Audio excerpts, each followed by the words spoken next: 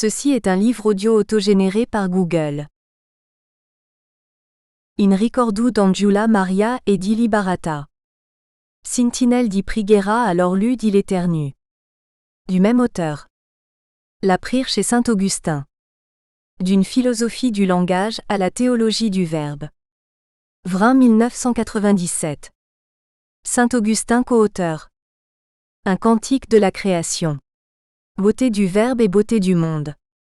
Serre 2009. Illustration de couverture. Chapelle Saint-Erasme Ajaccio. Photo de l'auteur. Introduction.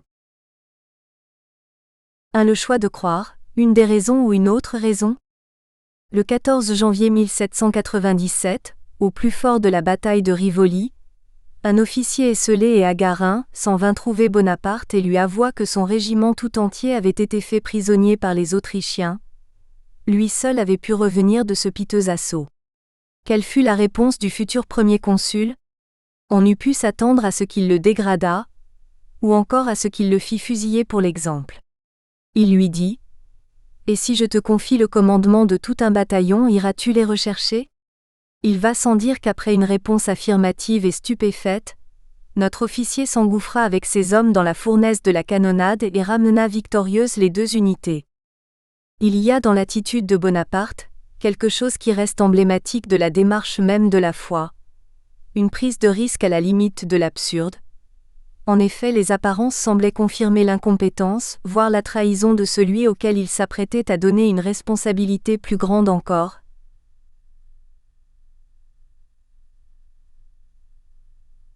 Responsabilité dont pouvait dépendre l'issue de la bataille. La foi est cette confiance donnée au-delà de la logique prudentielle. S'il y a don, il y a acceptation du risque de la non-réciprocité. La foi se tisse d'abord au cœur du lien intersubjectif, tant il est vrai que l'autre est cette énigme qui me transcende toujours, lui dont les réactions peuvent déjouer toutes mes attentes. Certes, la confiance du chef de guerre n'est pas donnée gratuitement, puisque par ce geste, il escompte une réaction héroïque de son médiocre subalterne. Escompte, compte, on est bien dans la ratio au sens étymologique latin du calcul comptable.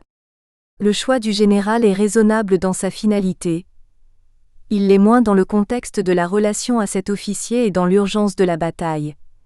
Il n'y a aucune caution, aucune assurance qui garantisse que cet homme n'est pas un incapable ou un traître.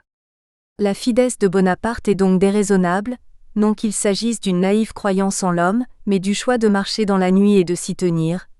Toutes les apparences font de sa décision une inconséquence et jusqu'à l'issue finale, il sera tenaillé par le soupçon, par la perspective du désastre ou de la trahison, mais il persistera néanmoins. Transposons maintenant notre analyse au plan de l'attente religieuse. Et si le ciel était vide, et si en plus il n'y a personne, chante Alain Souchon. En dépit de ce soupçon qui peut le ronger, l'homme de foi choisit de croire en Dieu. S'agit-il d'un auto-aveuglement, forme ultime de l'illusion ? Non point, mais bien plutôt d'une installation douloureuse dans la nuit. Le tragique de la condition humaine, le triomphe manifeste du mal semble lui infliger un démenti, mais il persistera en refusant preuves et signes. Dans la relation amicale, la demande de preuves d'amitié sera vécue comme une offense qui annule le lien qu'elle prétend consolider. Dans la foi religieuse, choisir de croire sans voir, c'est se situer bien au-delà de la dimension de la pistis platonicienne. Saint Thomas apôtre est bien l'homme de la pistis. Il accorde son crédit à la résurrection s'il peut toucher et voir, rejoignant ainsi la logique du deuxième sous-segment de la ligne, dans la République de Platon, VI, ou celle du prisonnier de la caverne, désenchaîné et capable de voir les effigies d'argile à partir desquelles étaient générées les ombres. République 7. Il est l'homme de l'échange et non du don. Si je ne vois dans ses mains la marque des clous, et si je ne mets mon doigt à la place des clous et ma main dans son côté, je ne croirai point. JN 20.25. Or le mérite de la foi exclut cette tentation de toucher et de vérifier, assortie de la promesse évangélique. Heureux ceux qui n'ont pas vu et qui ont cru. Ibidem. 20.29. Pour cette même raison, la foi n'est pas non plus doxa. Refusant la séduction de l'apparence, elle ne se décline pas sur le mode du « je ne puis m'empêcher de croire qu'il y a un Dieu », ou encore dans un autre registre, qu'elle est amoureuse de moi. Ni doxa ni pistis, la foi est située par Kant dans le canon de la raison pure entre l'opinion et la science, toutes trois participants de la croyance. L'opinion est incertaine subjectivement et objectivement, ce en quoi elle diffère de la doxa platonicienne, beaucoup plus dangereuse parce que sûre d'être installée dans la vérité. Si la croyance n'est que subjectivement suffisante, et si elle est en même temps tenue pour objectivement insuffisante, elle s'appelle foi. Critique de la raison pure. Pufkol. Kadrich, page 552. C'est bien cette distorsion qu'il faut interroger. Non seulement la foi s'installe dans sa certitude, tout en ayant conscience de l'absence de toute caution objective, mais elle revendique cette absence et fait de la recherche des signes et des miracles, comme un désaveu de l'adhésion première. La foi, comme adhésion donnée sans retour, est acte de la volonté. Croire, c'est vouloir croire et même vouloir vouloir, alors même que spontanément on est incliné au dégoût, au rejet, au soupçon, voire au désespoir. Ce vouloir croire contre toute évidence et contre tout enracinement dans une caution du réel, marquerait une rupture totale avec la raison, jusqu'au credo quia absurdum de Tertullien. La foi serait-elle déraison, c'est-à-dire à terme folie ? Non pas le rêve éveillé de celui qui s'illusionne, adhérant à un Dieu fantasme, projection idéalisée de l'homme selon la thématique de Feuerbach dans l'essence du christianisme, mais bien plus grave, la haine de la raison. Une haine que l'on pourrait pressentir en lecture immédiate dans le discours de saint Paul. Le langage de la croix est folie pour ceux qui se perdent, il est pour nous puissance de Dieu. Dieu n'a-t-il pas convaincu de folie la sagesse de ce monde ? Première épître aux Corinthiens 1, 18-20. L'épître aux Colossiens quant à elle, au verset 8 de son chapitre 2 semble jeter l'anathème sur toute philosophie entendue comme explication physicienne et rationnelle du monde. Prenez garde que personne ne vous prenne au piège de la philosophie, cette tromperie vide, kenes apates, fondée sur la tradition des hommes et sur les éléments stoïkeia du cosmos. Dans la profession credo quia absurdum, le pivot terrible est le quia, parce que, ce n'est pas en dépit de l'absurdité apparente de la condition humaine, en dépit de L', absence de toute preuve expérimentale que je persiste à croire, mais parce que, pour la raison même que rien dans la sagesse des hommes ne peut un tant soit peu étayer les assertions du dogme, dans un contexte chrétien un Dieu Trinité, créateur et rédempteur, incarné et ressuscité, je donnerai tout mon assentiment intellectuel et tout mon être, ma vie même, à ces paroles qui prétendent me révéler Dieu et dont l'absurdité témoigne, non point du non-sens en soi ni du délire, mais d'une autre raison que la raison naturelle, révélatrice des apostrophes. Une vérité inaccessible, incompréhensible, insaisissable, c'est-à-dire absolument transcendante par rapport aux facultés humaines d'investigation et de lecture du monde. Tel est bien le point critique autour duquel s'organise la controverse du fidéisme. Y a-t-il un double régime de la raison ? Ou une double vérité ? Cette thèse, attribuée à tort, au Moyen-Âge, à Averroès, semble inscrite dans la dichotomie paulinienne évoquée plus haut. Aucune rencontre n'est alors possible entre foi et raison. Les uns proclament leur misologie, les autres dénonceraient dans la foi le délire d'une raison parallèle qui, investie de sa cohérence interne, la systématicité de l'édifice doctrinal, fonctionnerait dans le déni du réel. C'est très exactement la définition que Bergson donne de la folie dans l'énergie spirituelle. Le fou ne raisonne pas mal, il raisonne à côté de la réalité, en dehors de la réalité, comme un homme qui rêve. L'âme et le corps. Édit du centenaire. Page 851. Plus que d'une pathologie mentale, la folie du croyant relèverait selon certains d'une lâcheté intellectuelle doublée d'un mensonge à soi-même. Le vouloir croire, ce volontarisme de l'assentiment traduirait un besoin de donner sens à son existence. Le soi-disant héroïsme de la foi ne serait alors plus que l'alibi d'une pensée faible qui se réfugie dans l'irrationnel pour fuir la pesanteur du réel. Cette vieille accusation retourne pour le creuser davantage l'aphorisme de Tertullien. Credo quia absurdum. Je crois parce que l'absurde de notre condition, l'absurdité vécue du monde me conduit à affirmer, au-dessus de lui, ce que Nietzsche appellera des arrière-mondes, une transcendance consolante ou vengeresse. Il y aurait donc deux absurdes. L'absurde constaté ou pressenti de notre être au monde et l'absurde inventé par le discours religieux pour conjurer le premier, le recouvrir du voile des espérances rêvées de siècle en siècle. La mort sera vaincue et toute larme essuyée. L'imaginaire se poserait en absolu. Tel serait le ressort de cette farouche et immarcessible volonté de croire. Le réveil onirique de l'imagination, pourrait toujours avoir le mérite de nourrir les aspirations esthétiques de la sensibilité. Or le scientisme ne concédera à la fois pas même cette puissance charmeuse et féconde pour inspirer l'artiste. Le physicien Antoine Olivieri, 1831-1871, écrira à la fin du Second Empire dans son traité Nature et fonctions cosmiques des agents impondérables. Et dit de la vie universitaire. Quai de Conti. Paris. Voulez-vous que je compare encore une fois la science telle que je la conçois, telle que je l'ai faite, pour ainsi dire dans une première ébauche, à la philosophie ? Je dirais que la première est semblable au soleil. La clarté qu'elle répand est si vive, si intense qu'elle ne saurait être le privilège d'aucune caste, mais le fond commun des intelligences. Comme le soleil en un mot, elle est appelée à luire pour tout le monde, car je ne connais rien de plus simple, de plus facile à apprendre et à retenir. Je dirais que la seconde est semblable à la lune. Sa pâle clarté est faite pour charmer le loisir du poète, mais la foule lui demanderait en vain un guide sûr et efficace. Et la foi, qu'en ferons-nous ?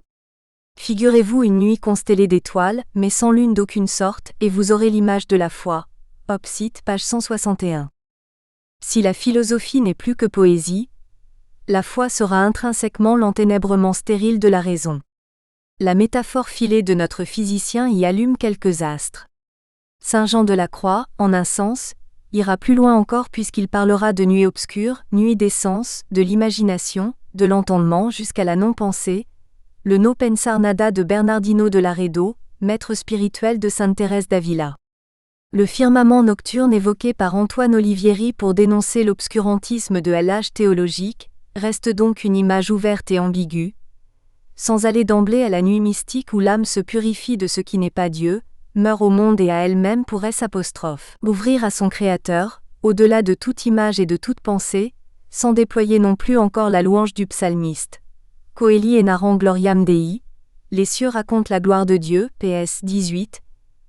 Il y a bien une nuit philosophique où la foi ne renonce pas à l'exercice de la raison. L'épitaphe de Kant, le ciel étoilé au-dessus de moi, ouvre un espace nouménal où la raison conçoit ses limites dans l'ordre spéculatif pour ménager à la fois une ouverture infinie dans l'ordre pratique. La nuit pascalienne traversée par elle apostrophe. Effroi qu'inspirent les espaces infinis peut réveiller le libertin comme le chrétien habitué, pour que ce vertige les appelle à affronter le paradoxe de l'homme, un néant capable de Dieu. De dépasser le fidéisme. Du volontarisme de l'assentiment à l'intelligence de Dieu. Notre voyage sera donc marche nocturne. Avancer au cœur de cette nuit sans lune d'aucune sorte pour découvrir dans un premier temps les raisons de croire, c'est-à-dire des motivations qui peuvent bien être déraisonnables.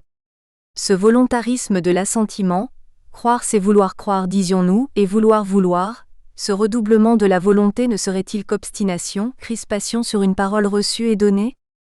L'origine juridique romaine de la fides nous placera dans une logique de la promesse et du contrat. Plus que le contenu de l'entente, c'est la pérennité qui importe, sa victoire sur le temps. Nous explorerons donc à partir du droit romain les ressorts de la fidélité, avec le risque permanent de la trahison et les efforts de la volonté pour n'y point succomber. Qu'est-ce que perdre la foi ? Est-ce possible ? Suffit-il de s'en tenir à la constance pour être quitte d'un devoir accompli ? Quel sens peut avoir l'assentiment d'une volonté qui tient en obéissance la raison, alors même que celle-ci ne peut comprendre la parole à laquelle elle prête créance ? Est-il si sûr pour autant que la foi se donne tout en renonçant à comprendre ? Ne serait-elle donc motivée que par des raisons, sans jamais rencontrer la raison ? Le croyant doit rendre raison de sa foi, et ne pas seulement donner ses raisons de croire, auquel cas nous serions enfermés dans le subjectivisme de l'affect, dans la quête personnelle de repères qui aident à vivre, ou dans le volontarisme aveugle d'une croyance qui refuse de se penser par crainte de se dissoudre à l'épreuve de la raison. Ce repli dans la non-pensée motive ce que l'on appelle la foi du charbonnier, si aisément désarçonnée et si prompte pour conjurer cette chute, à se ruer dans tous les fanatismes.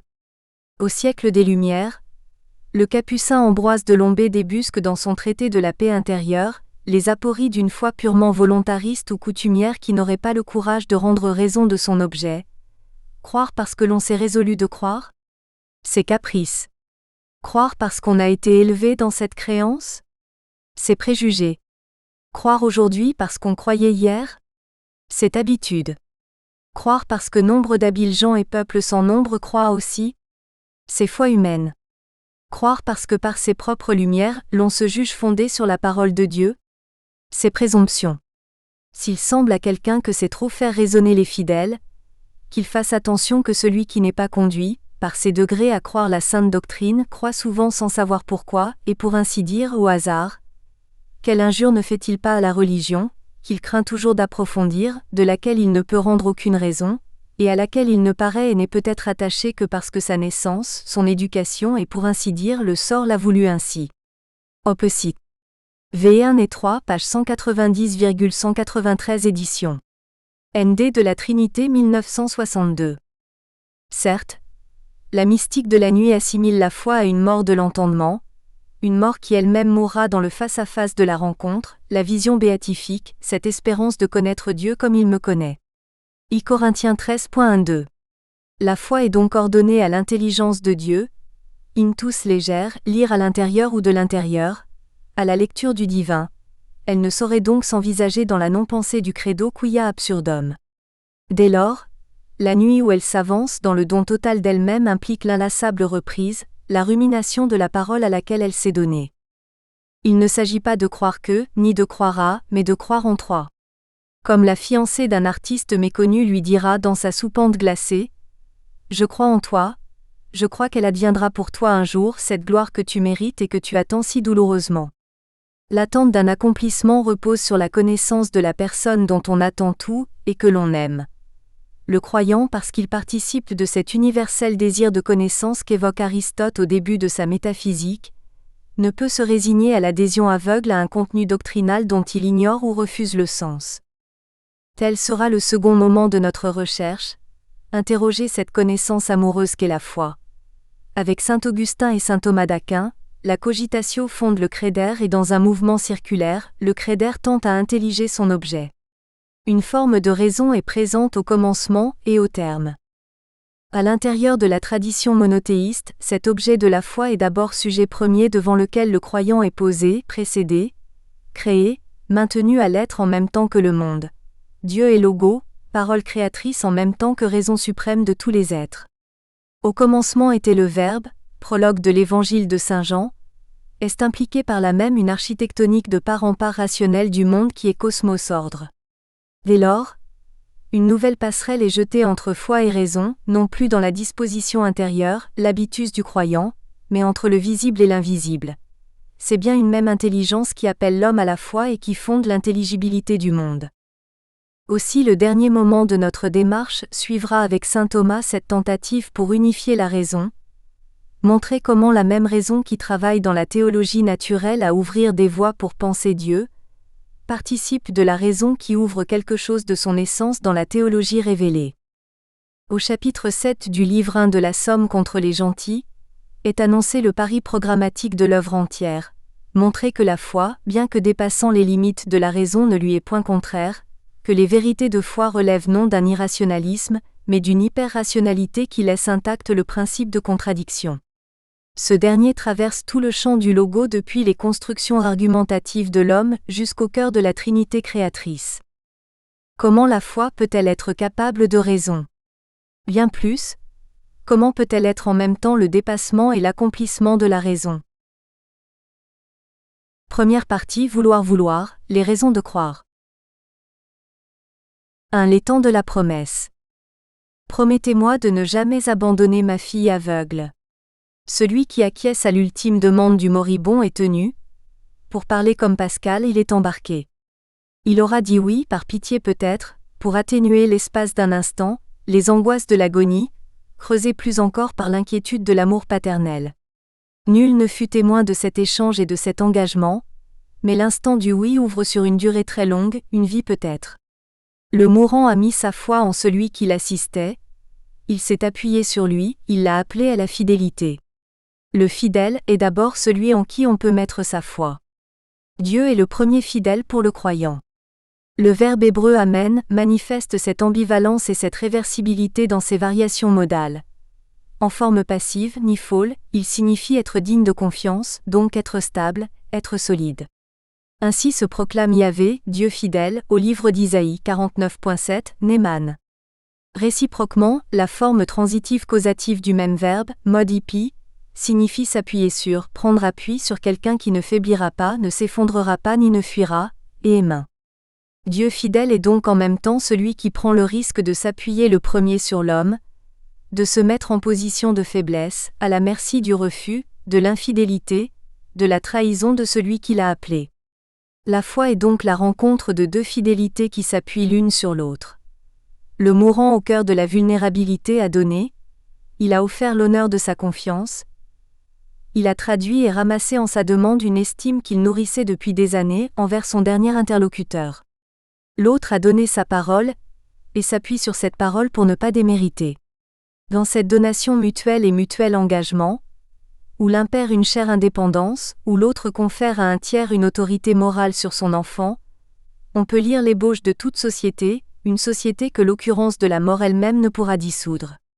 La fides publica des Romains est bien d'abord ce contrat d'association qui lie par une promesse réciproque des soci, des associés. Elle est la matière originelle tant du droit que de la religion, la condition de la paix civile comme de la paix avec les dieux, la pax deorum. Elle est, pour reprendre la formule de Marcel Leglet dans Rome, Grandeur et déclin de la République, Perrin 2005 page 46, le système essentiel d'obligations réciproques entre les hommes, entre les dieux et les hommes. Cette réciprocité s'inscrit dans un code inégalitaire.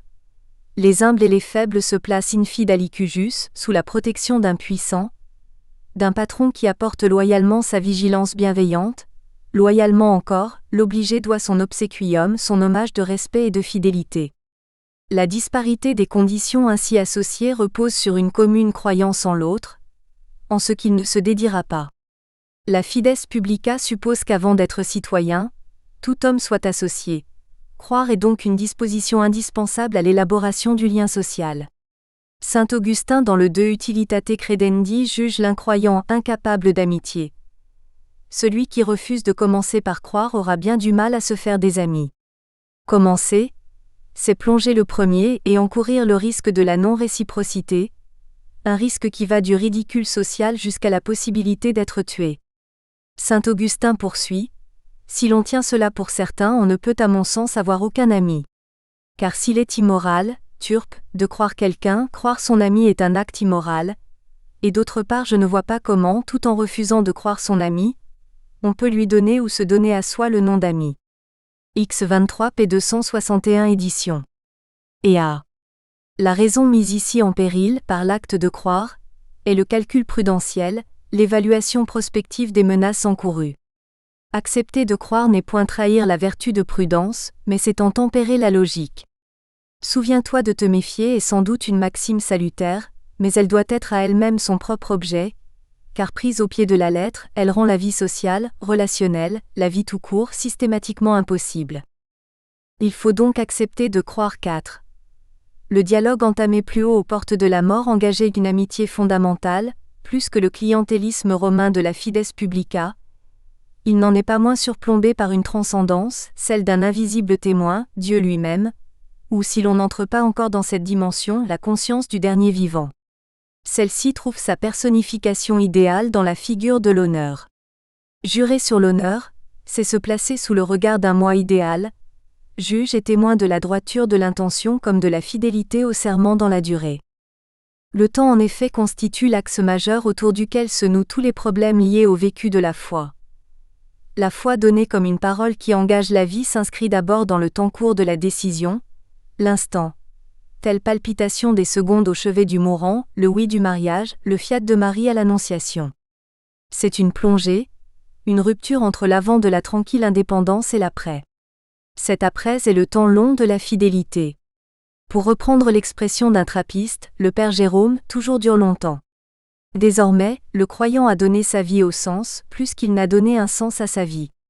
Il s'est fait histoire à partir de ce moment inaugural où l'absolu a fait irruption dans sa vie. L'absolu est ici la valeur inconditionnée et inconditionnelle, celle dont aucun marchandage avec soi-même ne peut atténuer l'exigence et qui dépossède chacun de lui-même. L'homme qui accueille la demande du mourant, le général qui laisse à l'officier fuyard le soin de sauver l'armée dans la bataille, ne s'appartiennent plus. Dans le cas de Bonaparte, L'attente est aussi longue que le déroulement des combats, jusqu'à l'issue finale qui justifiera ou condamnera le choix du meneur d'hommes, l'adoption de l'enfant désormais seul, lie à jamais celui qui a dit oui. Le temps long de la fidélité épuise peu à peu l'ardeur de la résolution première. Il est un chemin de fatigue, parfois de scandale et de révolte, où l'homme engagé par sa parole parvient de moins en moins à déchiffrer le sens de sa décision passée. Jean-Louis Chrétien, dans De la fatigue, articule ainsi la vie à la mort. Le décès marque le solde de tout compte. Le latin defunctus qui donne notre défunt, vient du verbe defungor, lequel signifie s'acquitter d'une tâche ou s'acquitter d'une dette, être quitte. Le defunctus est celui qui s'est acquitté de la vie, il a payé, il a donné, édition de Minuit 1996 pair. 40. Le défunt est quitte parce qu'il a tenu jusqu'au bout les engagements par lesquels confiance avait été donnée par d'autres en sa parole, et dans lesquels lui-même avait donné sa personne en gage à ses propres décisions. La vie, parce que tissée de relations humaines et de promesses, est tout entière alors marquée par la lassitude. Cette asthénie de la volonté peut s'accompagner à l'inverse d'un réveil de l'intelligence critique, celle qui soupçonne et qui doute. Saint Jean-Baptiste, le précurseur, dont toute la vie avait été un cri pour désigner l'agneau de Dieu, du fond de la prison d'Hérode où sa tête va bientôt rouler, envoie des émissaires à Jésus. Es-tu celui qui doit venir ou devons-nous en attendre un autre? Saint Matthieu Xi 2.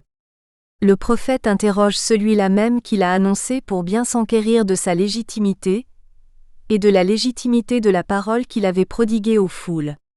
La foi du saint lui-même est blessée et plus il approche de la rencontre, plus les ténèbres aboient en lui. Jusqu'à la dernière seconde, il se bat contre lui-même pour continuer à croire. Jean-Louis Chrétien parle de la fatigue d'être soi, d'avoir à être soi, page 155 op. Cite, qui chez le croyant religieux est fatigue de Dieu, page 92, ce dégoût que les ascètes appellent ascédie. Le dégoût n'est pas seulement réaction spontanée de rejet, le spasme stomacal qui conduit à régurgiter la nourriture dont on est saturé. Il traduit ici le scandale d'une déception profonde, d'une injustice majeure dont on se sent la victime. Je suis dégoûté. L'expression jeune ou adolescente traduit la profondeur éthique et même ontologique du malaise, le sentiment d'avoir été abusé, la haine de soi et de ceux qui ont prodigué les promesses de sens ou de bonheur auxquelles on a cru. Au-delà de l'accusation ad hominem des prêcheurs, maîtres spirituels ou idéologues, dont les actes ont pu scandaleusement contredire le message, l'ascédie tend à l'illisibilité de soi, du soi qui avait choisi de croire et de la parole qu'il avait crue. C'est le scandale, la chute de celui qui ne peut lire ni lui-même ni l'autre auquel il avait donné créance, ni ce pourquoi il avait donné créance.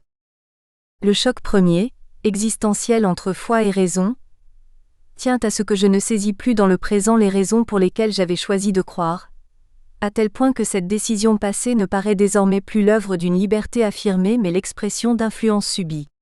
Cette exécration de soi intimement liée au rejet des valeurs, des doctrines, des personnes ou de la personne même de Dieu, nous conduit à nous interroger sur le sens de ce que l'on appelle la perte de foi.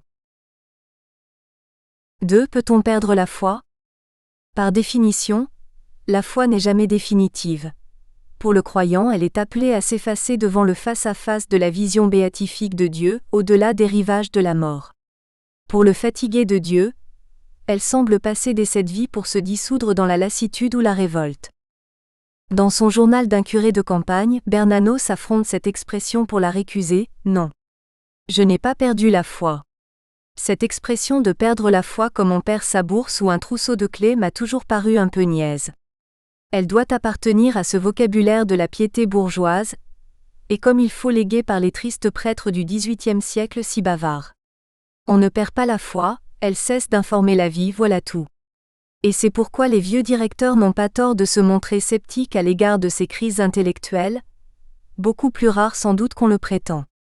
Lorsqu'un homme cultivé en est venu peu à peu, et d'une manière insensible, à refouler sa croyance en quelques recoins de son cerveau, où il la retrouve par un effort de réflexion, de mémoire, utile encore de la tendresse pour ce qui n'est plus, aurait pu être, on ne saurait donner le nom de foi à un signe abstrait qui ne ressemble pas plus à la foi, pour reprendre une comparaison célèbre, que la constellation du cygne à un cygne. Je n'ai pas perdu la foi. La cruauté de l'épreuve, sa brusquerie foudroyante, inexplicable ont bien pu bouleverser ma raison, mes nerfs, tarir subitement en moi, pour toujours, qui sait. L'esprit de prière, me remplir à déborder d'une résignation ténébreuse, plus effrayante que les grands sursauts du désespoir, ces chutes immenses, ma foi reste intacte, je le sens. Site Omnibus Plomb, page 896. L'image du trousseau de clés dénonce la réduction de la foi au registre de l'avoir. Toi, tu as la foi. L'expression est fallacieuse parce qu'elle désigne une propriété, une chose que l'on a reçue, que l'on détient, que l'on conserve et que l'on peut perdre.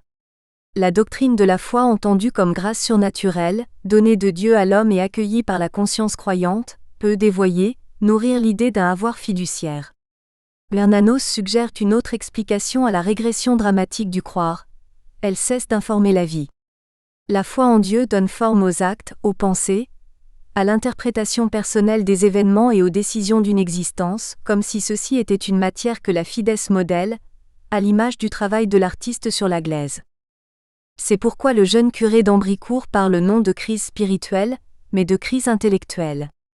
C'est l'intelligence qui choisit de penser la vie selon d'autres valeurs, d'autres idéaux, d'autres critères de signification. La perte d'un objet est un accident venu de l'extérieur. Le choix de l'intelligence, émanant de l'intérieur, est l'autre nom de la liberté. Le journal évoque bien une douloureuse assédie, mais elle ne touche pas la foi, c'est-à-dire l'orientation la plus profonde de l'intelligence, au-delà de la mouvance des sentiments, au-delà des ratiocinations logiciennes. Où elle est, je ne puis l'atteindre. Je ne la trouve ni dans ma pauvre cervelle, incapable d'associer correctement deux idées qui ne travaillent que sur des images presque délirantes, ni dans ma sensibilité, ni même dans ma conscience. Il me semble parfois qu'elle s'est retirée, qu'elle subsiste là où certes je ne l'eusse pas cherchée, dans ma chair, dans ma misérable chair, dans mon sang et dans ma chair périssable mais baptisée. Ibidem, page 896-1897. La chair n'est pas ici le corps objectal dans ses automatismes et ses instincts, elle est cette matière que travaille la grâce, le moi épuisé et livré, traversé par une intention unique et simple. L'être physique, psychique, affectif et intellectuel semble se décomposer, la foi perdure néanmoins. À quoi donne-t-elle forme désormais ? Elle seule semble empêcher le jeune prêtre de tomber dans le désespoir et la folie. Serait-elle alors un ultime réflexe de conservation de l'équilibre intérieur ? Une salutaire obstination pour ne pas laisser le travail de l'assédie détruire les derniers repères de sens qui peuvent justifier l'effort d'avoir à vivre ? Certainement pas. Le jeune prêtre sent comme une vie qui se prolonge indépendamment des tensions de la volonté. Il éprouve que la foi n'est pas morte, qu'elle est là. Elle est non son avoir mais son être même qui ne se décide pas à mourir. Peut-elle ne jamais mourir ? Bernanos évoque justement l'irrémédiable naufrage de la foi d'un prêtre, l'abbé Sénabre, dans l'imposture. Il ne s'agit pas tant pour lui d'éprouver une perte de la foi, que de constater dans un instant fulgurant de lucidité qu'il ne l'a jamais eue, que peu à peu il avait laissé sa vie se configurer à d'autres exigences. Le vide qui s'ouvre, la vertigineuse plongée arrache enfin une parole à l'abbé Sénabre, « Dieu », dit-il. Mais alors un coup asséné n'arrive pas plus prompt. À peine effacée dans l'air la parole inconsistante, un silence inouï, formidable, tomba sur lui comme une masse de plomb. Telle fut la brusquerie de l'attaque, et si totale cette soudaine défaillance de l'âme, qu'il se jeta hors de son lit, s'échappa. La chambre vivait encore alentour sa pâle vie lumineuse, chaque objet à sa place ordinaire, et il voyait dans la glace son regard béant, mais il semblait que les choses eussent perdu chacune leur sens particulier, ne répondissent plus à leur nom, fussent muettes. Le regard lui-même réprimait à présent moins la terreur qu'une surprise absolue. « Je ne crois plus », s'écria-t-il d'une voix sinistre. La tentation nous exerce, le doute est un supplice sagace, mais l'abbé Sénabre ne doutait point, et il n'était pas tenté. De ces épreuves à la morne évidence exprimée par son dernier cri, il y avait justement ce qui distingue l'absence du néant. La place n'est pas vide, il n'y a pas de place du tout, il n'y a rien. L'imposture, édition. Omnibus Plomb, page 245. Le diagnostic spirituel de Bernanos inverse le schéma temporel de la fides, temps court de la décision, temps long de la fidélité. Nous espérons que vous avez apprécié cet aperçu. Pour continuer à écouter ce livre audio sur Google Play Livres, utilisez le lien dans la description de la vidéo.